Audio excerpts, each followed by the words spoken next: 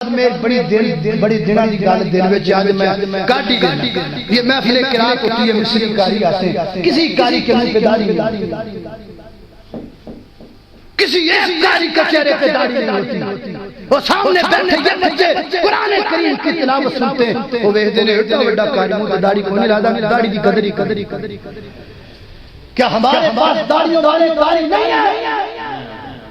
پڑھو کاری نہیں ہے یہ مولانا عبدالسلام عزیزی حافظہ اللہ تعالی عبد الودود عاشق حافظہ اللہ تعالی اور اسی طریقے سے نعمان جعفر حافظہ اللہ تعالی عدنان شبیش راز حافظہ اللہ تعالی داڑیاں سونیاں چہرے تے انہاں نوں سدو جڑے تے داڑھی مجھے نہیں پتا آپ کو یہ بات اچھی لگی یا نہیں لگی اور مجھے یہ بھی نہیں پتا کہ میری بات کہاں تک جائے گی لیکن حق بات کہنے کا عادی ہوں کب تک کہتی ہے کہتے جائے ہن دسو نا بھی جب بچیاں نے انہاں نے ویکھنا تلاوت کر دینا تو انہاں تے کہنا بھی داڑھی دی کیڑی کری میں قدر کرتا ہوں اپنے ملک میں آئے ہوئے تمام مذہبوں کی لیکن داڑھی اللہ کے پیغمبر کا حکم ہے فرض ہے